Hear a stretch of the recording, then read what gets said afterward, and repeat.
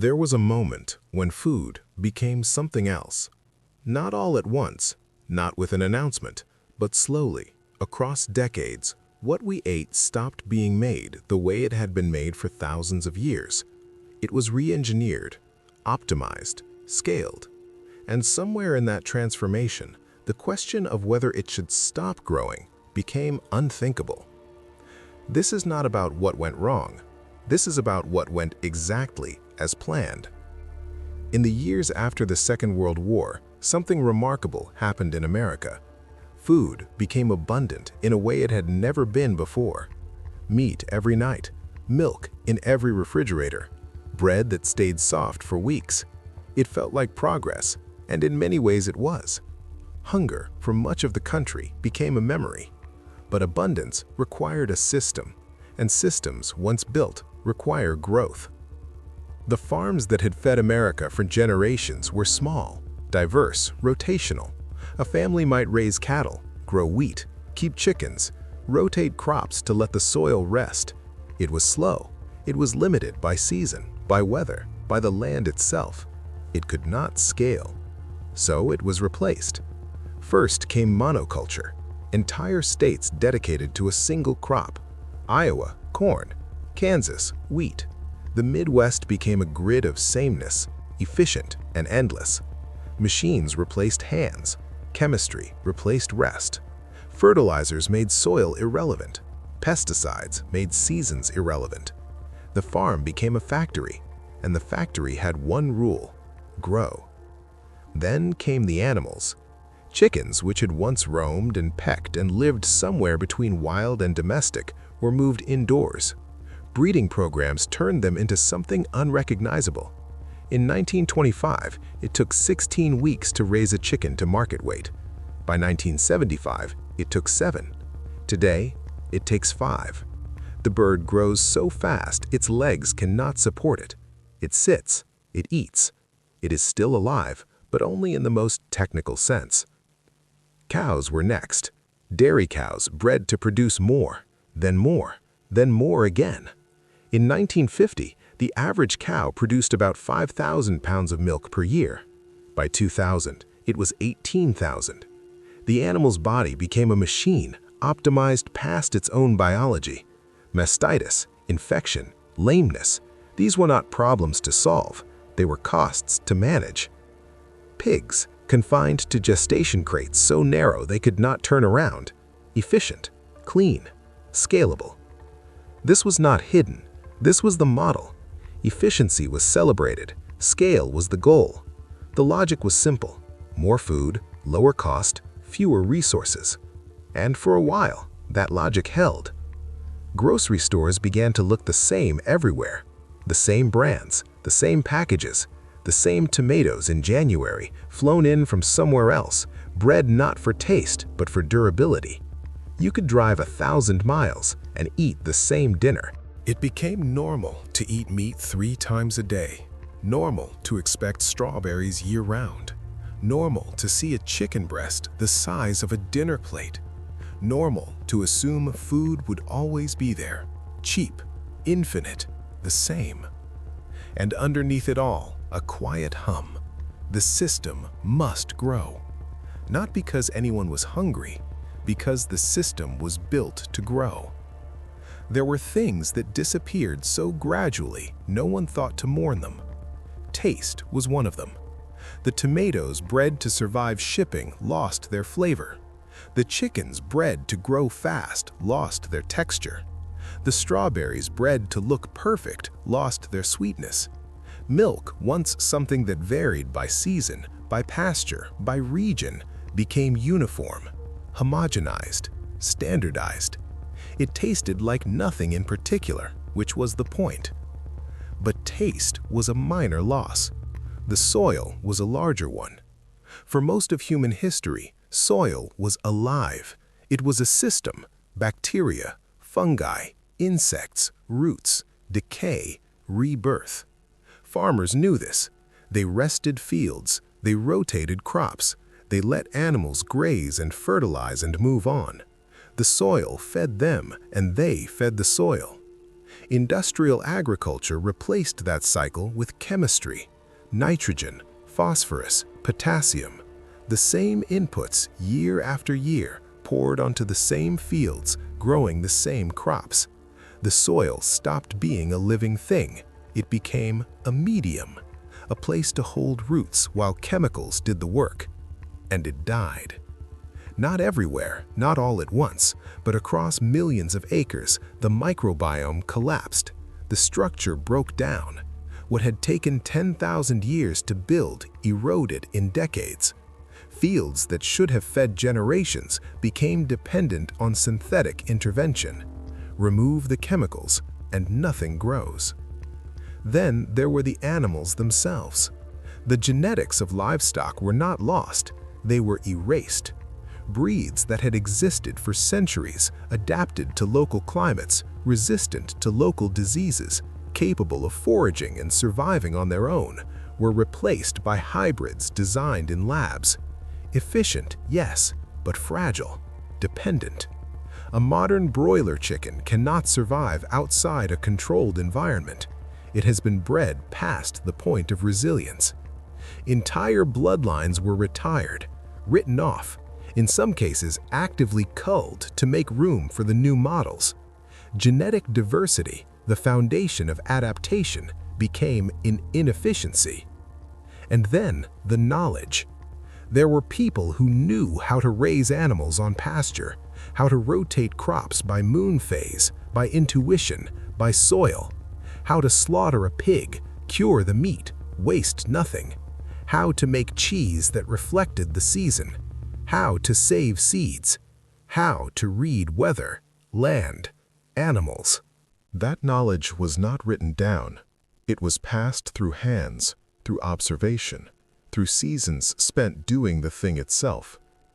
And when those people aged out, when their children left for cities, for factories, for offices, the knowledge left with them. It was not banned, it simply became irrelevant. By the 1980s, the average American had no idea where their food came from, not in a poetic sense, in a literal one. They did not know what a chicken looked like alive. They did not know milk came from a pregnant cow. They did not know that a tomato in December required a system spanning continents. They did not need to know. The system worked without them. The body noticed first. In the 1970s, obesity in America was relatively rare. By the 1990s, it was common. By 2010, it was the norm. 2/3 of American adults were overweight. 1/3 were obese. Diabetes, once a disease of the old, began appearing in children. The explanations varied: sedentary lifestyle, lack of willpower, genetics. But one variable remained consistent: the food had changed. Corn syrup replaced sugar, soybean oil replaced butter. Chicken went from occasional to constant. Serving sizes doubled, then tripled. A muffin in 1970 weighed 2 ounces. In 2000, it weighed 6. The calorie count of a standard fast food meal exceeded what a laborer in the 1800s ate in an entire day. But it was not just volume, it was composition. The animals, raised in confinement, fed grain instead of grass, developed different fat profiles. Their meat contained more omega-6 fatty acids, less omega-3. The ratio mattered. Omega-6 promotes inflammation, omega-3 reduces it. For most of human history, the ratio in the human diet was roughly balanced. By the late 20th century, it was 10-1. In some populations, 20-1. Inflammation became chronic. Joints, arteries, organs. The body, fed a diet it had not evolved to process, began to break down in predictable ways. Then the gut. The microbiome, trillions of bacteria living in the intestines, essential for digestion, immunity, even mood, requires fiber, diversity, complexity. It thrives on vegetables, fermented foods, whole grains, things that resist easy digestion. The modern diet offered none of that. It offered sugar, refined flour, oils extracted under heat and pressure, foods broken down so completely they required almost no digestive effort. The bacteria that depended on complexity died off. The species that remained were fewer, simpler, less capable.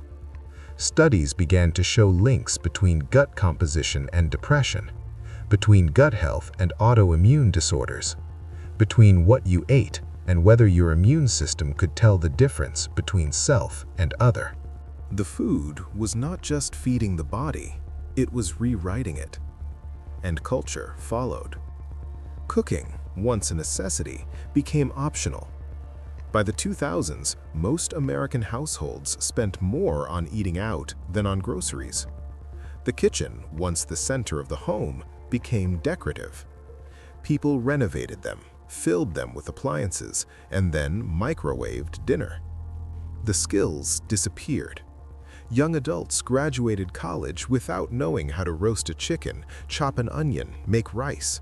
It was not laziness, it was irrelevance. Why learn when prepared food was cheaper, faster, everywhere? But something else disappeared with it. The table. Families stopped eating together. Meals became individual, portable, consumed while working, while driving, while scrolling. Food became fuel, not ritual. The conversation that happened over dinner, the teaching that happened while cooking, the observation of a child learning what food was by watching it prepared, all of it faded. And with it, taste. Not just the ability to discern flavor, the ability to care, to notice when something tasted wrong, to remember what it used to taste like. By the time high-fructose corn syrup dominated the market, most people under 30 had never tasted Coke made with sugar. They had no reference point. The new version was not worse, it was just what Coke tasted like. The system did not grow by accident. In 1973, the Nixon administration faced a crisis. Food prices were spiking, inflation was rising, political pressure was mounting. Earl Butz, the Secretary of Agriculture, proposed a solution: get big or get out. Policy shifted. Subsidies flowed towards large farms, towards monoculture, towards corn and soy. Small farms, which could not compete with subsidized prices, sold, consolidated, disappeared. In 1950, there were 5.5 million farms in America.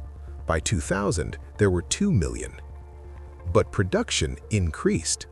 Corn yields doubled, then tripled. The surplus was enormous. What do you do with 1 billion bushels of corn no one needs? You find a use. Corn syrup, corn oil, corn-fed beef, chicken, pork, farmed fish, corn in bread, crackers, cereal, soda. Corn became the backbone of processed food, not because it was superior, but because it was there. The food industry, now supplied with cheap inputs, began engineering products around them, foods that did not exist in nature, flavors designed in labs to hit receptors in the brain associated with pleasure, textures optimized for craving. The goal was not nutrition, it was consumption. And consumption required marketing. In 1983, the average American saw about 500 advertisements per day. By 2020, it was between 4,000 and 10,000. A significant portion of those were food. Fast food, snacks, soda, cereal marketed to children using cartoon characters. The message was always the same: you deserve this. You need this. This will make you happy. And it worked. Processed food became more than half the American diet, not because it was better, because it was everywhere. It was cheap, and it was engineered to override the signal that said, stop. The companies that produced it grew, consolidated, merged. By the 2000s, 10 companies controlled almost every brand in the grocery store. They were not food companies, they were conglomerates. Their goal was not to feed people, it was to grow shareholder value. And the system required it. A corporation, by legal structure, must prioritize profit, growth, return on investment. If a food product makes people sick in 30 years, that is not a liability today. If a farming practice depletes the soil, that is someone else's problem. The incentives do not align with health, with sustainability, with the future. They align with scale. And scale has no ceiling. There is no point at which the system says, enough, this is sufficient, we have fed everyone, we can stop. Because stopping means contraction. Contraction means loss, and loss in this model is failure. So it continues. There is a term in biology, overshoot. It describes what happens when a population grows beyond the environment's ability to sustain it. The curve rises, steep and confident, then peaks. And then it collapses. The same pattern appears in systems, empires, economies, ecologies. The food system built in the 20th century was never designed to stop. It was designed to grow. And it did. It grew past the soil's capacity to regenerate, past the animal's capacity to endure, past the body's capacity to process what it was fed. It succeeded at exactly what it was built to do. And now we live in the aftermath of that success. The soil, thin and chemically dependent. The animals, genetically locked into fragility. The people, statistically sicker than the generation before it, and the generation before that. None of this required malice. It required incentives. And the incentive was always the same: more.